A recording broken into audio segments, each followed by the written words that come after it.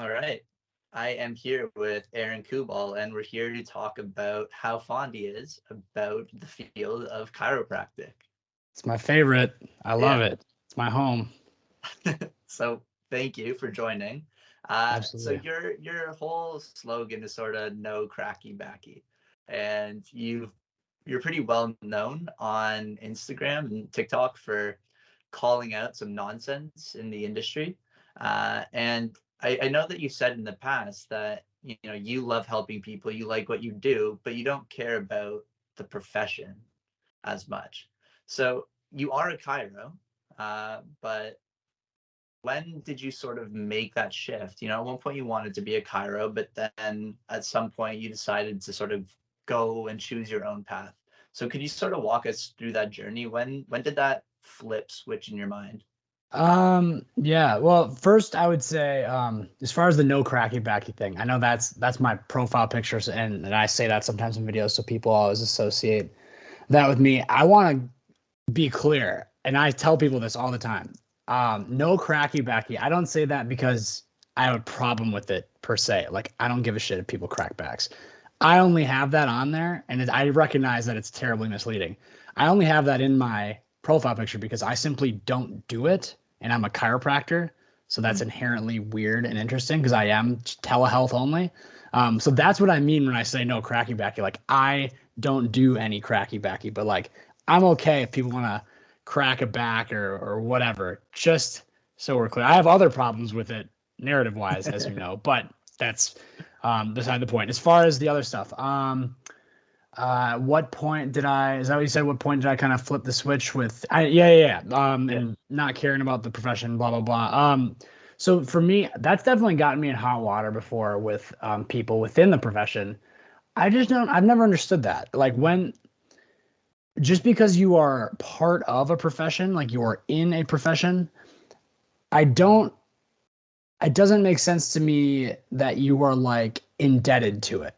You Mm. know what I mean? Like I am not like a chiropractic cheerleader. I feel like the people within the profession should be the profession's harshest critics and should Mm. be the ones who are demanding the most of the profession and taking responsibility first and foremost for the profession's shortcomings. Like I feel like we have that responsibility, and we don't have that responsibility to the profession. We have that responsibility to the public, which is kind of Mm. my whole thing. When I always say people over profession, I've said that that could be another tagline. I've said that so many times.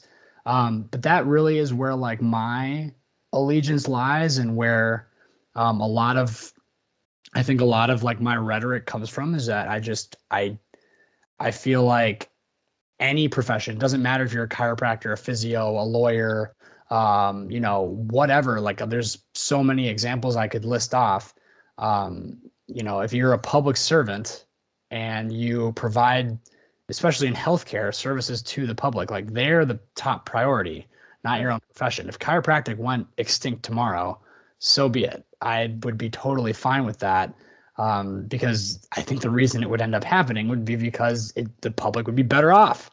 And if that's the verdict, then okay. Like that's how much I value just public health and people over this whole thing. So, yeah, that some definitely disagree there, and think that if you're a part of a profession, you like owe it your life, which is just horseshit. Like I don't, that Yeah. just doesn't make any sense. Like what if PT went off the rails or further off the rails than it already is? Would you That would be more just accurate to say. go down with the ship, or would you speak up and be like, this is horseshit, let's like get it together?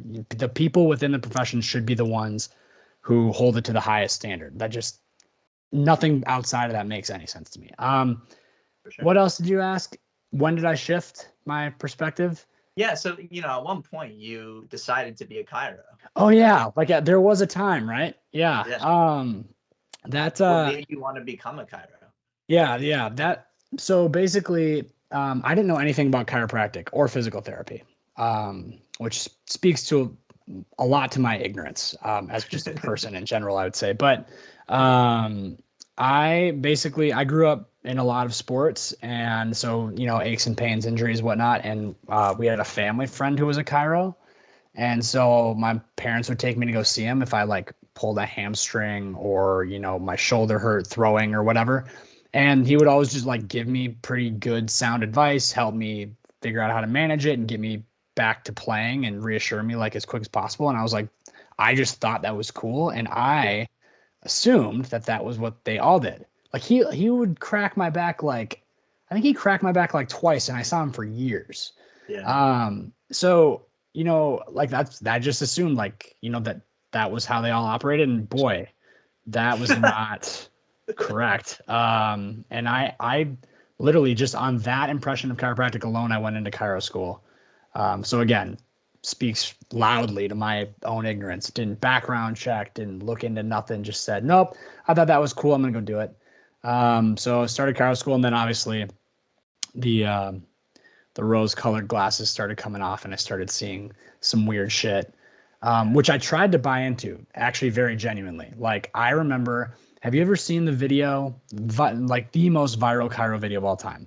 Kid is like bent over and it's that Dr. Ian guy from Australia. And by the end of the video, he's standing up straight and like vows that he's going to become a chiropractor. Like it's the most viral.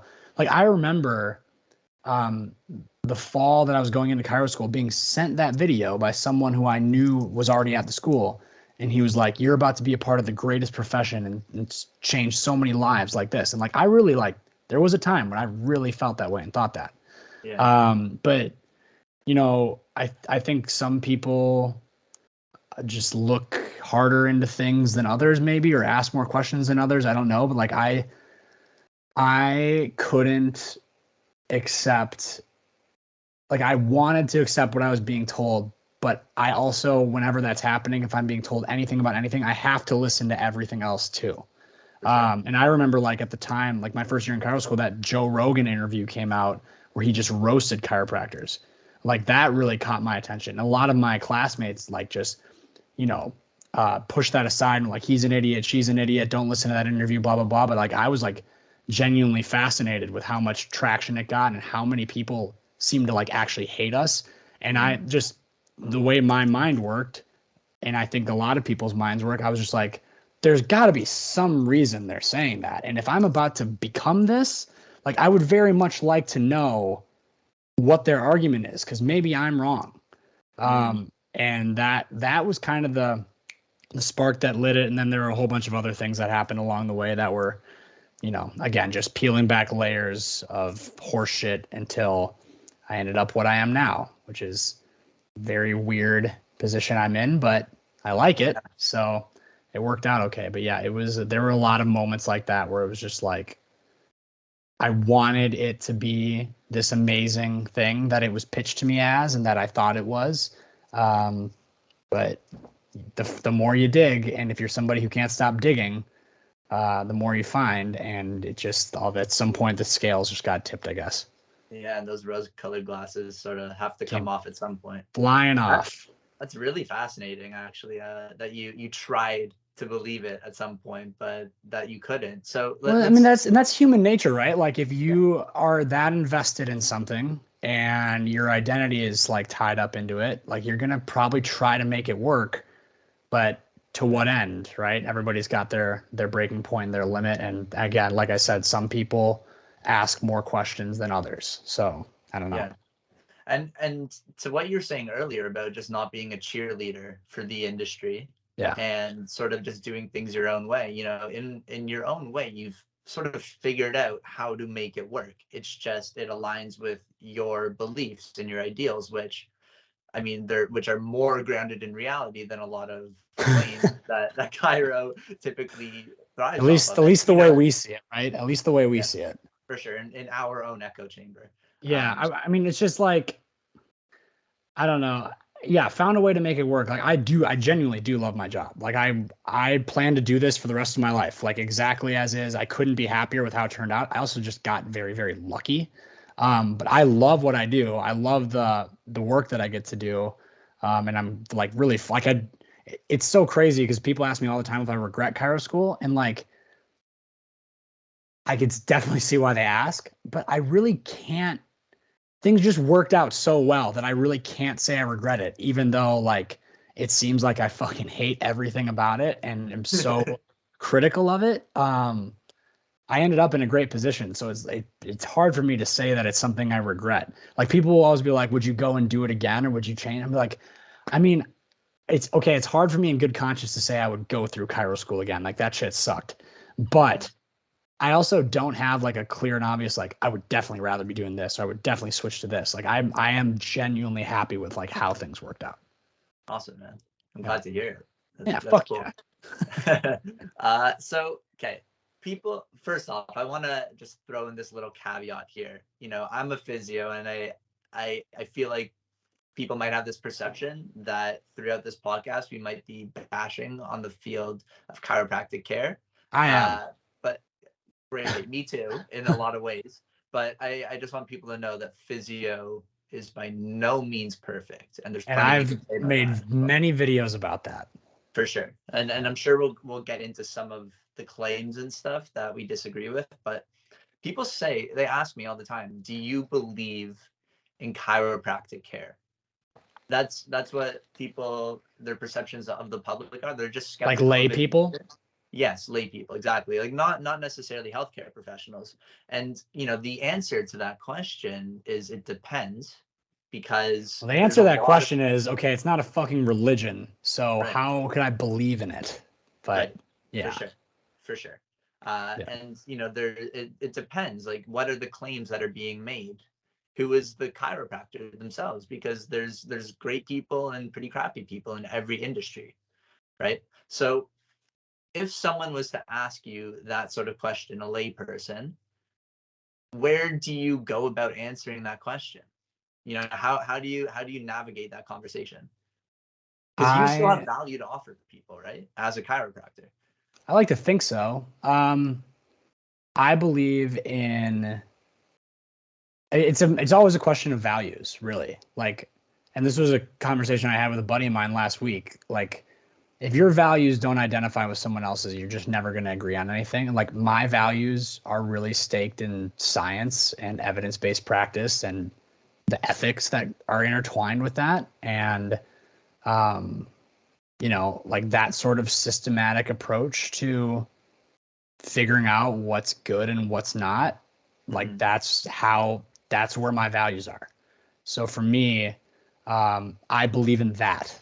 Like I believe in science. And then basically however that shakes out into my scope of practice, that is how I practice. So that's kind of how I would answer that, I guess. But like some people, like I said, like some people, it's all about what your values are. Some people don't see the world that way. A lot of people's values are really, really hinged on their own personal experience and the things they perceive. And whether it's because they trust themselves over, you know, what science is and does, or whether it's they just haven't been exposed to what's the alternative to my own perceptions. Like, I don't know. But yeah, that's kind of where my values lie. So that's what I believe in. And like that can apply to the profession because we do have a scope of practice.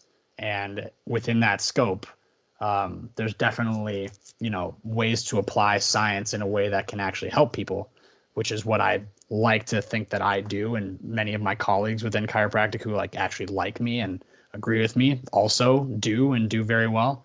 Yeah. So that's what I believe in, but like, that's not unique to chiropractic. That's the same with any sector of healthcare. It's evidence-based healthcare, right? For sure. Yeah.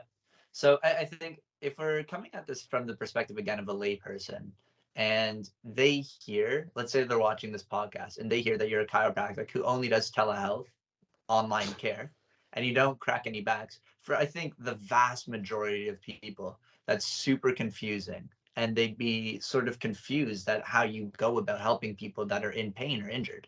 Yeah. So could you dive into that a little bit? Like, what exactly do you do with people online? How can a chiropractor possibly have care online?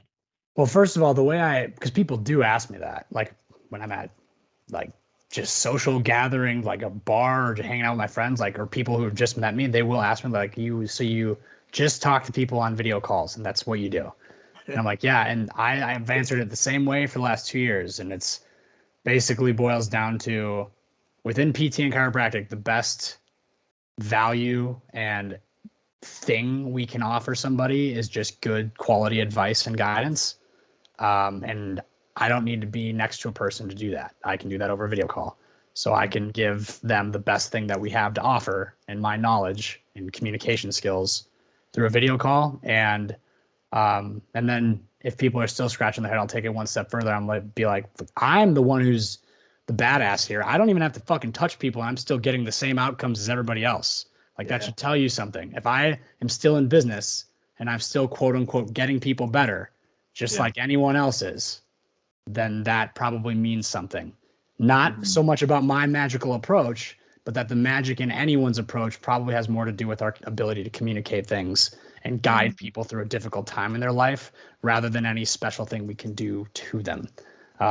So that is usually how I answer that, both for professionals and for lay people when they ask. And then my own approach, it is like, I can go into the details of it if you want, but it is really just advice, guidance, listening to people, helping them make sense of a difficult situation if it's appropriate to try and help them make sense of it, and then trying to give them a sense of direction.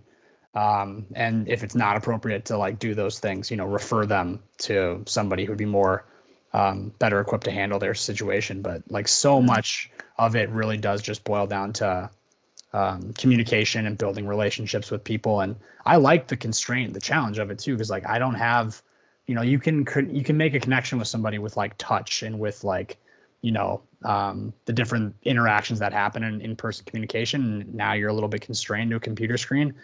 I like challenging myself to be able to kind of connect people on that level, and still build a trusting relationship that way, even though I'm nowhere near them and I'm just a guy on a screen trying to guide them through a situation that's making them really scratch their heads and throw their life off the rails. Like, I think that's a really cool role to play. So as far as it is just advice and guidance. Sometimes it involves exercise. A lot of times it doesn't. If you're familiar with CFT, like it's obviously very similar to that. I'm not out here following it step per step. I'm not out here like doing, what is it? What do they call it? Something experiments or something like that. I'm not out here doing like this step for step approach, but like it's very similar to things like that you would see. Right, the CFT being cognitive functional therapy. Right.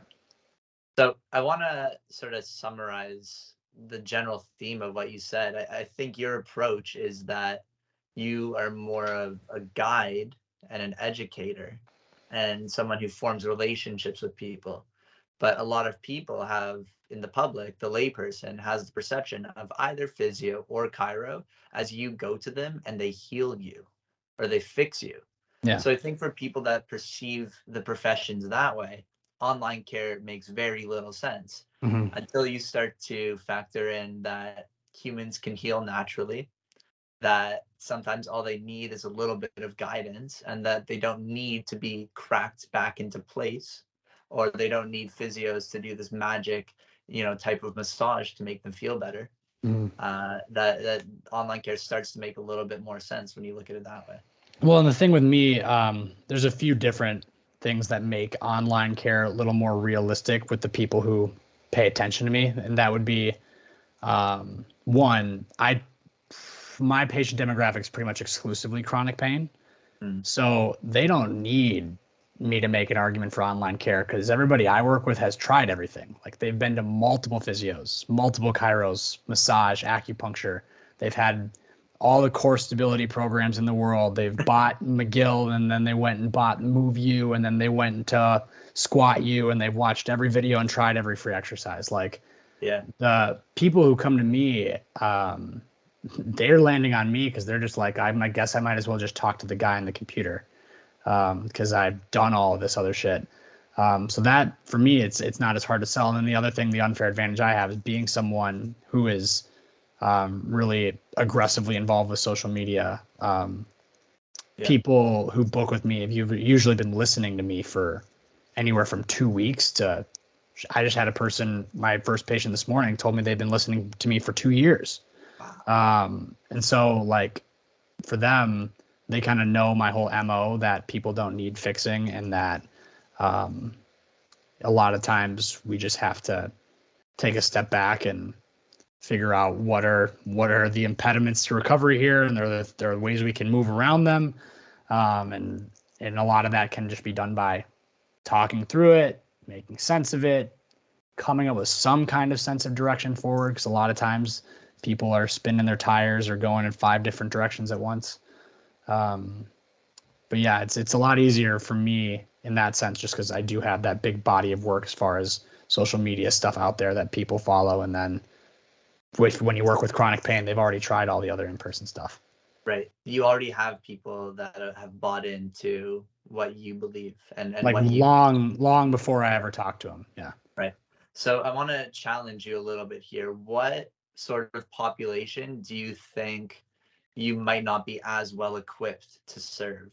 Whether it might be people coming off of a surgery or a certain type of demographic. Are there any types of people that you think that you might want to refer out? Yes, but not specifically because of the telehealth reason. Because like I don't take post-op cases, like immediate post-op. I don't take those because I just don't feel confident to do it because I don't really have any experience or training in that. But like I know people who do remote telehealth for like post-op ACL. Like Steph Allen has a whole platform dedicated to that, right? So like it's not a telehealth problem. That's a me problem. And then I also typically don't take acute cases.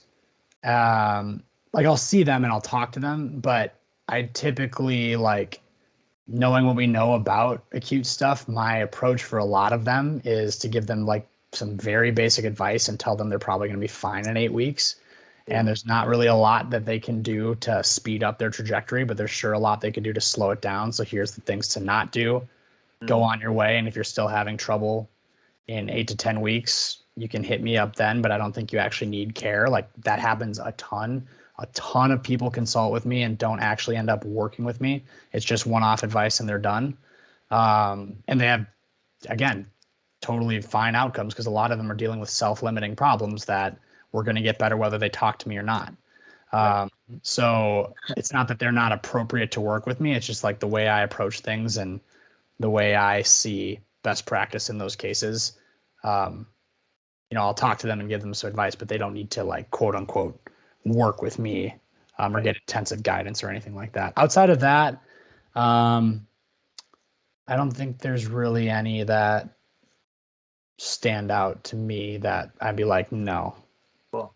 I don't know if there's any that you can think of, but the main thing I did think of was just post-op care. But I get why you can have successful outcomes with someone online. I think, as you said earlier, there might be some more constraints that you have to work around. Yeah, and it's not something I've looked into either. So like, I don't know even what that looks like. I don't know, comparative effectiveness of those approaches versus in person. I don't know any. I've never even looked at it, just because I don't plan on doing it. So, but I know it exists, and there's probably something to read on it. So that maybe that is something I should take a peek at, not to do, but just to be aware of.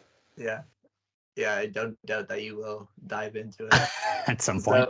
So, speaking of like you diving into the literature, you do that, and then I think in other people's perspective, you might bash, with air quotes, things like foam rolling, massage, cracking back, stuff like that. And I had a conversation with Alexi, No Bullshit Physio, the other week, and we were talking about how a lot of the times when we question things like this, it's not about whether they can work to help someone who's in pain. It's more so about the mechanisms at which people are claiming that they work, whether it's cracking someone's back and you feel better because you've put them back into place, or it's foam rolling and you're breaking up muscle knots or adhesions or whatever you want to call it. We question those mechanisms, but not necessarily how valuable they are. So if you have someone who has this acute new pain or injury that you believe should just get better through natural healing in 8 weeks or so, do you give them advice of what they can do to relieve their pain? Like foam rolling, massage. Do you ever recommend stuff like that to people? Yeah, I'm the king of hot packs and then the self-administered like portable cheap TENS units. I love that shit. I have no problem with any of it. I have a problem with needling and acupuncture just because it's like, I understand that it probably works for pain as well as anything else. I hate saying that, but like you're stabbing someone needlessly. Like to me, that shit's just dumb. People can push back and be like, oh, but no, I think that shit's just stupid, and that's my own personal belief. But outside of that, like I don't really have a problem. And the thing is, if you watch my videos where like I'll go through and try to debunk some of those narratives, you can, if you go into it with that understanding, you can very clearly tell that I'm only going after the narrative. And a lot of the time, Right. if you actually listen to my words, which it feels like people never do, No. You'll hear me say in almost every one of those videos that one, it's fine if people do it. And a lot of the time I'll even be like, and it can help. And I'll literally say that. And I'll be like, it might give you some temporary relief. It might make you feel a little bit better. I will literally say that, but people will miss that and be like there's a video I put up right now that's getting close to 1 million views on TikTok. It's a stupid ass 6-second trend.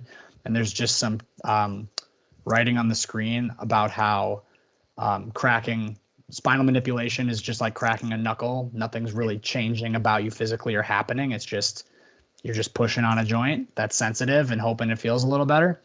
And that's like the crux of what the writing on screen. And the bulk of the comments from people are, well, if it didn't work, then how did the chiropractor like save my life? Or if it doesn't work, then why does chiropractic still exist? Like most of the viewers not even realizing I am a goddamn chiropractor, but it's there's really not any times where I'm like, no, it doesn't work. It's usually just me saying, no, I just wish we wouldn't explain it that way because that's wrong and potentially harmful. But yeah, that's funny. Yeah, it's like I think you unfairly are criticized for being a nihilist and someone who thinks nothing works, which is not. I don't get that at all because like isn't being a nihilist, isn't that like nothing matters? Nothing right? matters. Yeah, like If I thought nothing mattered, look how fucking hard I try. You know how many videos I've made? You know how many hours I put into trying to just give free public pain education? It's, if I didn't think anything mattered, why the fuck would I be doing that? Right. You know, it's crazy. Yeah, I know. When I hear your content or someone like Alexi's content, when they're questioning these things, it's not that, like, I think it's so natural for people to think that you're just bashing these things and that you're coming up with the solution, but it's just questioning the mechanisms, because as you said, these things can be harmful when people believe that they have to go to someone to get their back put back in place in order for their pain to be relieved. It makes them feel dependent, or it can at least.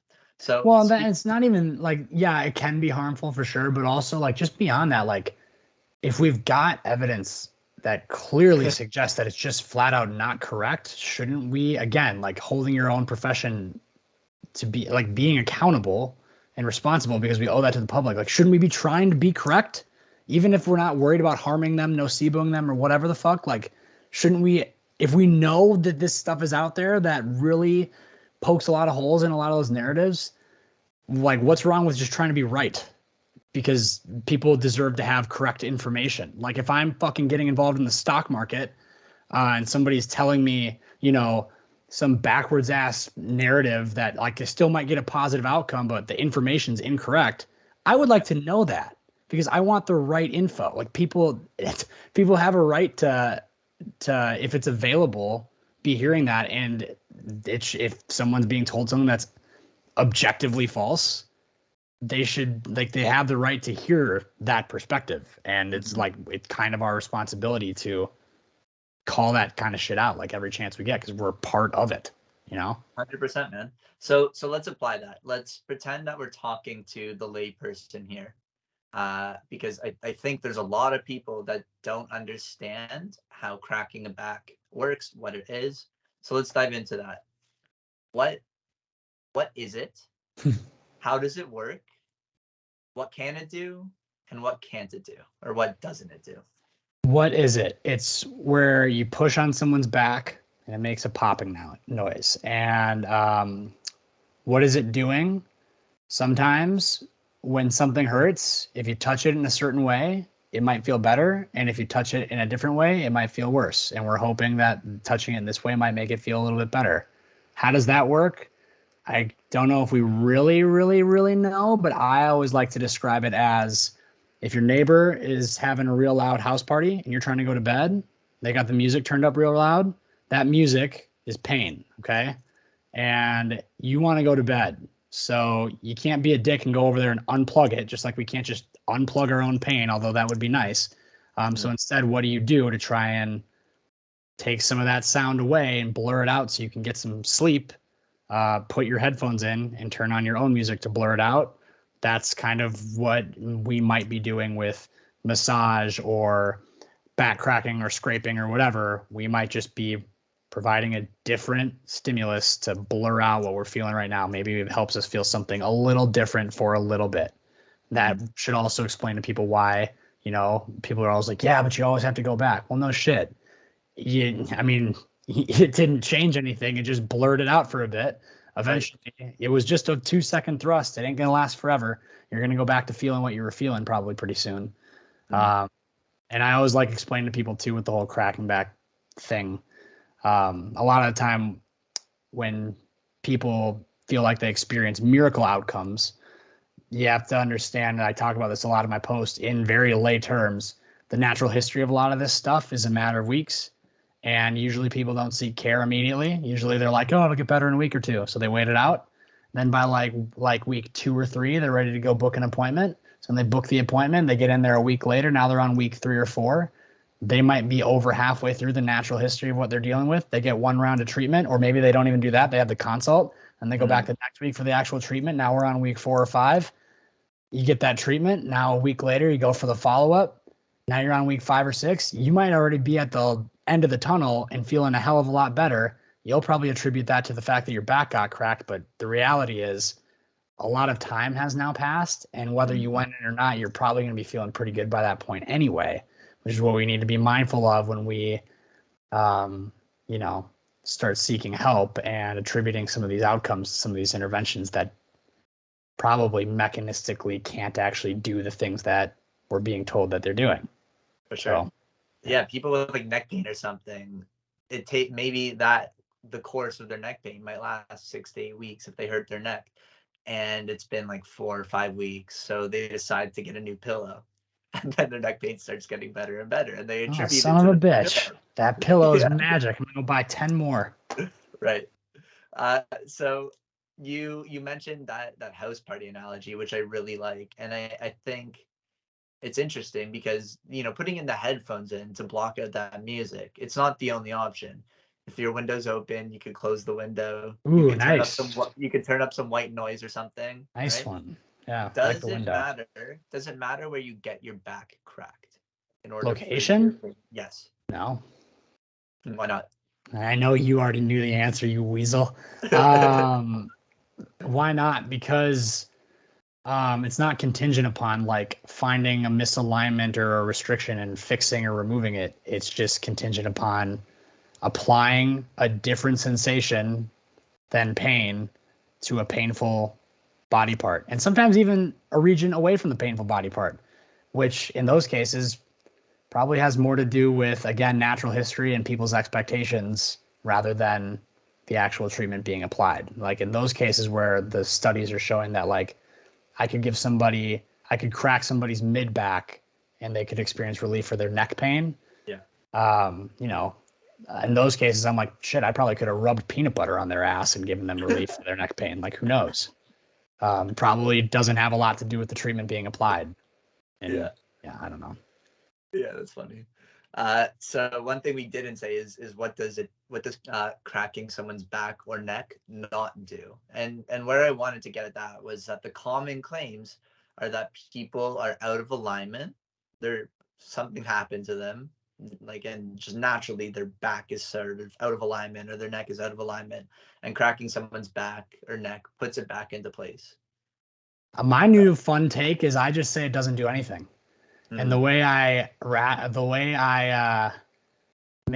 prep my counter argument when they're like, "Yo, it obviously does something," I just say, "Okay, hey, if your arm itches and you scratch it, and now it doesn't itch because you scratched it, Does scratching an itch do something? Like, does it do anything? Just provides a little stimulus to feel something different than itch, right? Yeah. That's about I see it. what you're saying. Yeah. What like actually happened? Did it do anything? Right. No. It just depends on what you mean by do. Like, what did it do something? And like, no, it didn't. It didn't change you in any way. It didn't. Yeah, it's like a party trick.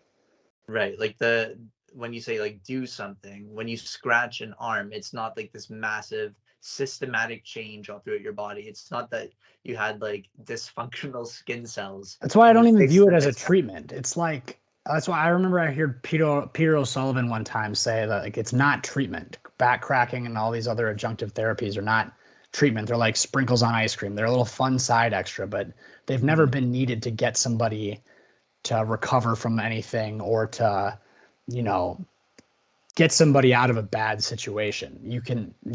That's never going to be like the thing that saves the day. And if it ever seems like it is, there's probably more to that story than that. Yeah, that you're just not accounting for. Like scratching arm. Yeah. Right. Yeah. It's a good analogy. So you said earlier that you don't mind when people use spinal manipulations or cracking someone's back. I do it when I'm drunk as a party trick. Do it all the time. Not to innocent people, just to my friends. Right.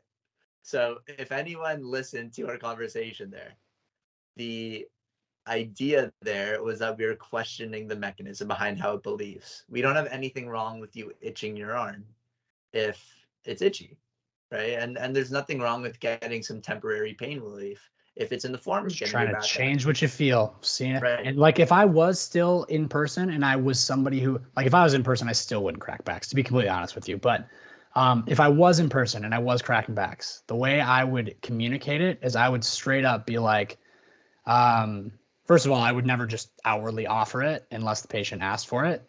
But then if they did, I'd be like, yeah, we can do that. Might see if it makes things feel a little bit different for a little bit. Really nothing to it. It's like taking a cough drop for a sore throat, right? Do you expect that cough drop to make your sore throat go away quicker? No, but you're hoping that you maybe get 30 minutes to half an hour of relief. And obviously that still has value for some people because people are still fucking buying cough drops. So it's not like this is useless or anything. But that's probably how I would pitch it. Cough drop for a sore throat, scratching an itch on my armpit, those kinds of things. Love it. Cool. So I have one more question. What is the difference between physiotherapy and chiro? Because most people would think that it's this whole cracking the back thing. And in a way that's true because not all physios are licensed to be able to crack someone's back. But if what a hilarious thing to need to be licensed for. Yeah. I think I accidentally cracked my mom's back when I gave her a hug this morning. Like that's just so ridiculous. Yeah, but it comes from the idea that it's so specific and it's this highly skilled technique where you're putting something back into place. And don't get me wrong, like some of the sort of stuff I couldn't do it because I've never trained it. Like the you whole. Could do it. I could learn. Okay. Oh God. Okay, so yeah, what's the difference between a physio and a chiro in your mind? Do you think there is a difference? Do you think there should be a difference? Well, yeah, obviously there's a difference because one of them is a little bit more funny than the other sometimes, maybe more creative. The drunk uncle. I don't know. If we're following, I always say the same thing. If we're following the evidence and we're all reading the same research and we're all following the same guidelines, then we should probably all be doing the same stuff. And beyond that, I think, the only other difference is I think you see more physios in hospital settings and doing post-op work and like neuro and cardio. Like that's a little bit more specialist training. That's pretty cool. And then with chiro, you see this wide, diverse crowd of horseshit because state by state scope is different, like depending on where you are. So it is literally like you could walk into 100 different offices and have like 100 totally different, equally terrible experiences. So, yeah, I mean, I don't know. That's not the stuff I'm interested in, though. Like, as far as similarities and differences, the only part that I'm interested in is the fact that if we're all reading the same research, we should probably be doing the same shit.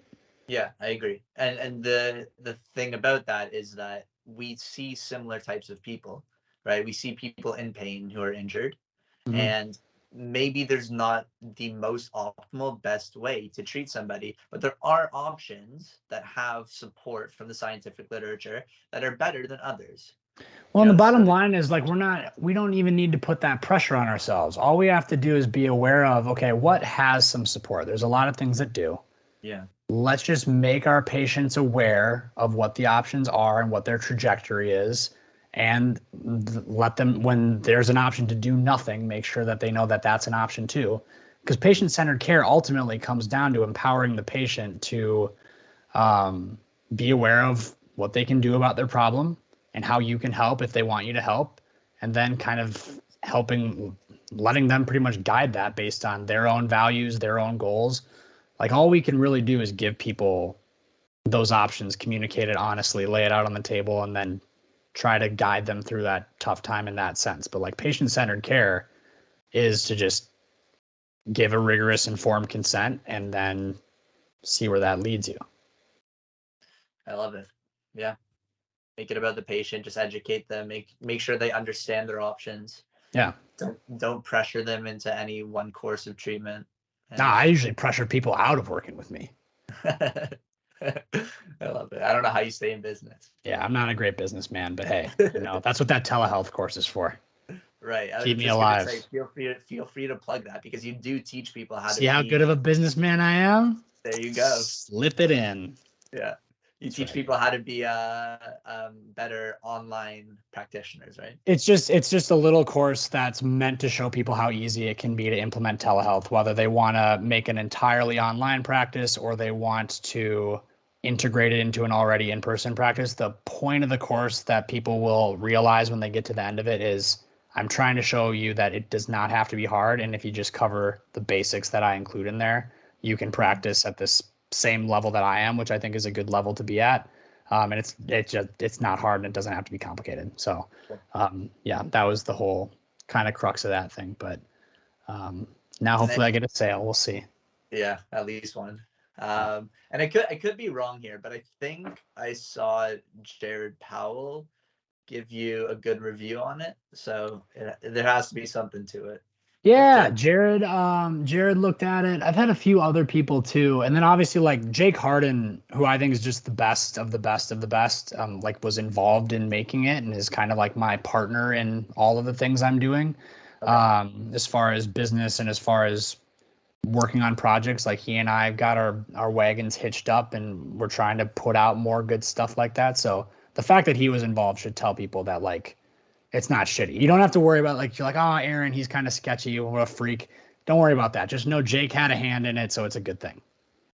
got it. Yeah, what's he up to these days? Because I know I used to follow him on Instagram a while ago, and What's then he like up I to? see you mentioning him. Just makes me Uh, laugh. Yeah, he's been quiet on the internet for the last yeah, couple of years, but he's one of my best friends. I've got him stirring a little bit. I just met with him for 2 hours on Monday. We got some stuff that we're cooking up, but he's up to things. He's up to things, just a little bit less public, which sucks because like I literally like I truly think the first thing I do when young clinicians or students or whatever reach out to me for help, or they're like they want to learn like my approach, or they want to get more into like rehab or supporting self-care or whatever in their practice, the first thing I always tell them to do, I say, go to Jake Harden's page and go through every single post, but most importantly, read every single caption that he's written in the last like 2.5 years.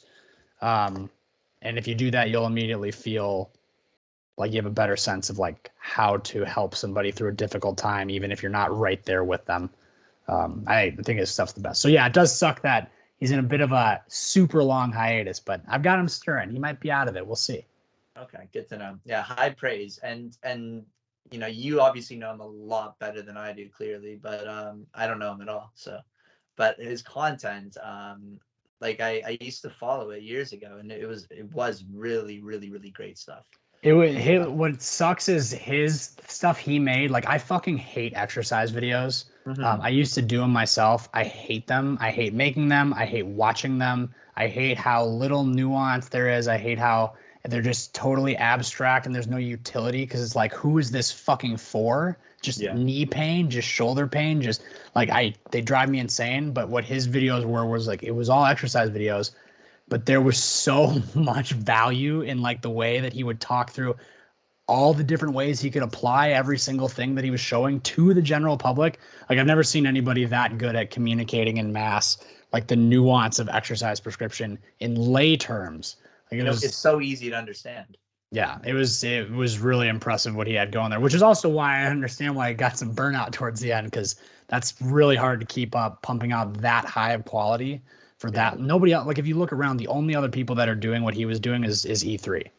And that's pretty much it. Nobody else is putting out like that nuanced of stuff with that much value packed into every single post. So and they got a whole team. I don't know if Jacob did, but no, Jake's fucking lone wolf. I'm the most team he's had in the last in his whole career, actually. So that's why I'm trying to get him going. We'll see. Please do.